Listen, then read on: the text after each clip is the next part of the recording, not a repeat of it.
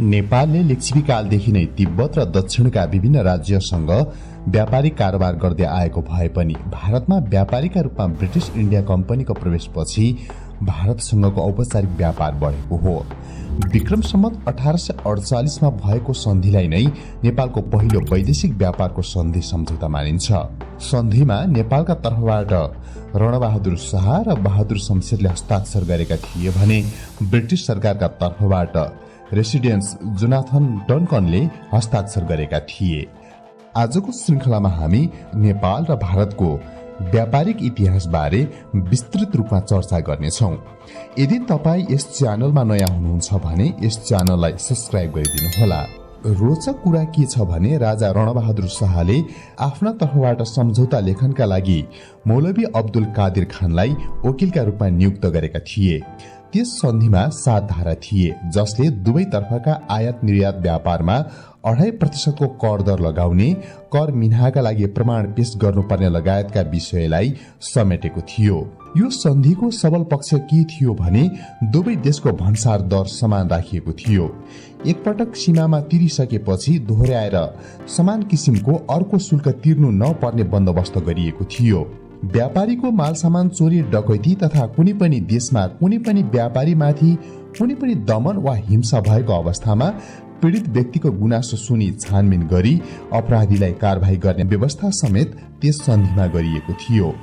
कुनै पनि देशका व्यापारीले तोकिएको महसुल तिरेर आफ्ना वस्तुहरू एक वा अर्को राज्यको अधिराज्यमा ढुवानी गरेको अवस्थामा त्यस्ता वस्तुहरू उक्त राज्यभित्रै बेच्न नसक्ने अवस्थामा अर्को मुलुकलाई पनि बेच्न पाउने खुकुलो बन्दोबस्त त्यस सन्धिले गरेको थियो। यो सन्धि भएको लामो समयसम्म नेपालको ब्रिटिश इन्डिया वा अन्य देशसँग के कस्तो व्यापार थियो, नेपालले आयात वा निर्यातबाट वार्षिक रूपमा के कति आर्जन गर्थ्यो वा गुमाउँथ्यो भन्ने औपचारिक दस्तावेज कमै मात्र भेटिन्छन्। सन् 1876 मे 31 मा अवध राज्यका क्याप्टेन ए मुर्रेले गभर्नमेन्ट अफ इन्डिया फरेन डिपार्टमेन्टका कार्यवाहक सचिव टीएच ठोटनटनलाई लेखेको पत्रमा नै नेपाल ब्रिटिश इन्डिया कालीन भारत बीच व्यापारको पहिलो आधिकारिक दस्तावेज मानिन्छ। यो पत्रमा भारतको अवध राज्य र नेपाल बीच तत्कालीन समयमा भइरहेको व्यापारको अवस्था झल्काउँछ।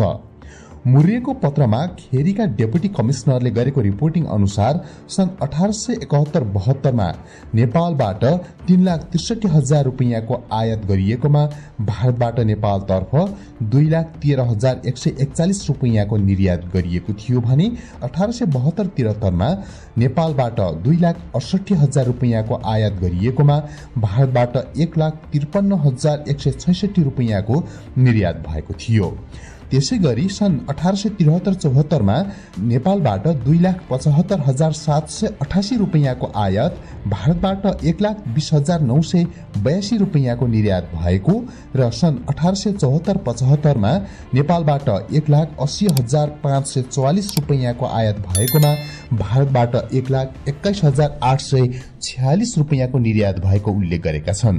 तर यो आँकडालाई स्वयं मुर्रेले पनि पत्याएको देखिँदैन, किनकि त्यस बेला नेपाल भारत बीच हुने अधिकांश व्यापार वस्तु विनिमय प्रथामा हुने गरेको थियो भने खेरी बाहेक अन्य नाकाबाट हुने व्यापारको तथ्याङ्क त्यसमा समावेश थिएन। नेपालमा त्यस बेला महेन्द्र मल्ली नामक मुद्रा प्रचलनमा थियो, जसमा नक्कली समेत टङ्कण हुन थालेपछि ब्रिटिश भारतीय व्यापारीले त्यो स्वीकार गर्दैन थिए। नेपाली व्यापारीहरूले पनि बेलायती पैसा नै स्वीकार गर्थे, जसलाई कम्पनी भनिन्थ्यो। अवध तथा उत्तर पश्चिमी प्रान्तहरू र पश्चिमी नेपाल बीचको व्यापार बिहारका चम्पारण, मुजफ्फरपुर, दरभंगा, भागलपुर, पूर्णिया र तीसँग जोडिएका नेपाली जिल्लाहरू बीचको व्यापार तथा दार्जिलिङ र नेपाली जिल्ला इलाम बीच त्यसबेलाको शक्तिशाली राज्य बंगाल एक्लैले कुल ब्रिटिश इन्डिया शासित क्षेत्रको 60% को व्यापार ओगट्थ्यो। उपलब्ध तत्कालीन ब्रिटिश भारत मातहतको बंगाल सरकारका आधिकारिक अभिलेख हेर्ने हो भने द्विपक्षीय व्यापारमा नेपाल नै हावी भएको देखिन्छ। तत्कालीन ब्रिटिश भारत मातहतको बंगाल सरकार, जसले हालको बिहार, पश्चिम बंगाल, बंगलादेशसम्मको प्रशासकीय क्षेत्र ओगटेको थियो। उक्त समयमा सिक्किम पनि छुट्टै देश भएकाले बंगाल सरकारका सुरुका अभिलेखमा नेपाल, सिक्किम र भुटानका विवरण देखिन्छन् भने 1890 पछिका विवरणमा तिब्बतसँगको व्यापारको तथ्याङ्क देखिन्छ। नेपाल र ब्रिटिश भारत बीच बंगाल सरकारकै माध्यमबाट आयात र निर्यात व्यापार हुने गरेको थियो। सन् 1870 देखि 80 का बीचमा नेपालले बंगाल सरकारलाई 95,73,000 रुपियाँ बराबरको निर्यात गरेकोमा उताबाट केवल 55,92,000 रुपियाँको मात्र आयात गरेको बंगाल सरकारको सन् 1881-82 को व्यापार अभिलेखबाट देखिन्छ। यो आयातन बढेर सन् 1880-81 मा 1,30,17,000 को निर्यात र 56,15,000 रुपियाँको आयात रह्यो भने सन् 1882-83 मा भने नेपालको निर्यात 85,54,000 रुपियाँमा खुम्चियो। मूलत नेपालबाट निर्यात हुने धान, चामल र अन्य अन्नको निर्यातमा कमी आएका कारण उक्त वर्ष नेपालको निर्यात खुम्चिएको देखिन्छ। बंगाल बाहेक तत्कालीन ब्रिटिश अधीनस्थ अन्य भारतीय प्रान्तसँग भने नेपालको व्यापार घाटाको स्थिति देखिन्छ। सन् 1879-80 मा नेपालबाट अन्य ब्रिटिश भारत प्रान्तमा 27,500 रुपियाँ बराबरको निर्यात भएकोमा उताबाट 3,64,00,000 को आयात भएको देखिन्छ। त्यस्तै सन् 1881-82 मा अन्य क्षेत्रको आयात बढेर 5,83,000 रुपियाँ पुग्दा नेपालको निर्यात 4,38,000 रुपियाँ रहेको देखिन्छ। यसको एक दशक पछि तथ्याङ्क हेर्दा सन् 1891-92 मा नेपालले ठिक 1 करोडको आयात गर्दा बंगालबाट 98 लाख रुपियाँ बराबरको आयात भएको देखिन्छ भने अन्य प्रान्तहरूबाट 4,57,000 रुपियाँको आयात गर्दा यहाँबाट 3,05,000 रुपियाँको निर्यात गर्थ्यो। त्यस बखत नेपालले चामल, धान, मकै र अन्य गेडागुडी, तरकारी र फलफूल, भैँसी, साँडे, बङ्गुर, खसीका अलावा फलाम, तामा, पित्तल, चाँदी, सुर्तीदेखि नुनसम्म भारतमा निर्यात गर्ने गरेको देखिन्छ। भारतबाट कपडा, कपास र अन्य तयारी वस्तु आयात गर्थ्यो भने ब्रिटिश भारतको अनुमतिमा सोही दशकदेखि युरोपेली वस्तुहरू पनि नेपालले बंगाल हुँदै आयात गर्न थालेको अभिलेखबाट देखिन्छ। धान, चामल र अन्य अन्न बाहेक नेपालले 1980 के दशकमा 25 लाख रुपियाँ बराबरको तरकारी र फलफूल भारत निर्यात गरेको देखिन्छ। नेपालको फलामे धाउ निकै उम्दा मानिन्थ्यो। पृथ्वीनारायण शाहको समयदेखि नै फलामे धाउ नेपालबाट भारत निर्यात गर्न थालिएको हो।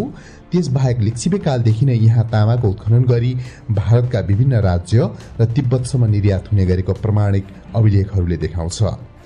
पित्तल र चाँदी भने नेपालले सम्भवतः तिब्बतबाट आयात गरी भारत निर्यात गर्थ्यो। यसरी नै हिमालय पारीबाट ल्याइएको नुन समेत नेपालबाट भारत निर्यात हुन्थ्यो।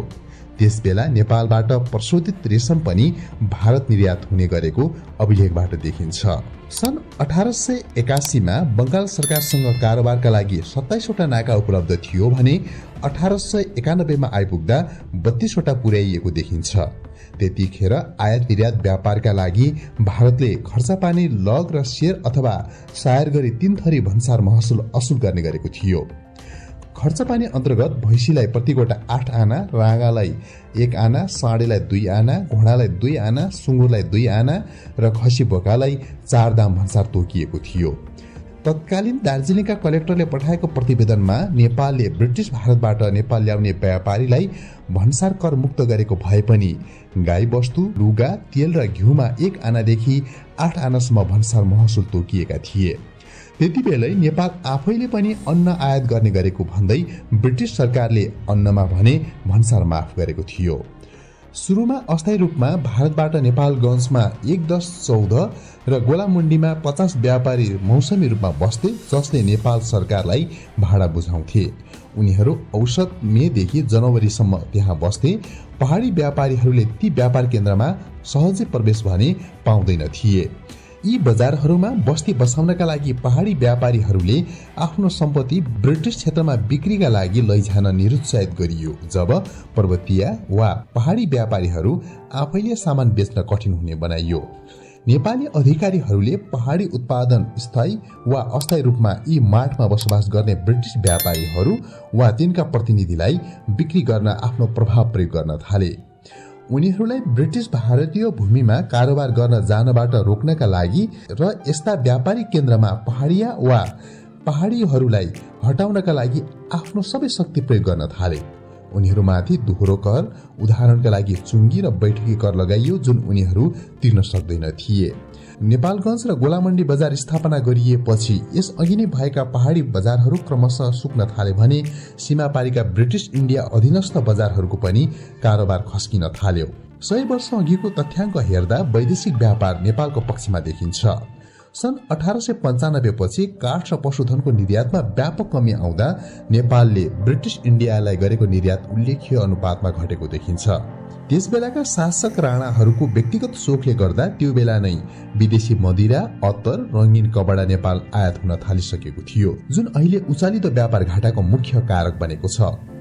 तपाईलाई यो भिडियो कस्तो लाग्यो हामीलाई कमेन्टमा बताउनुहोला। अर्को भिडियोमा अझै रोचक विषयका साथ उपस्थित हुने नै छौं। नमस्कार।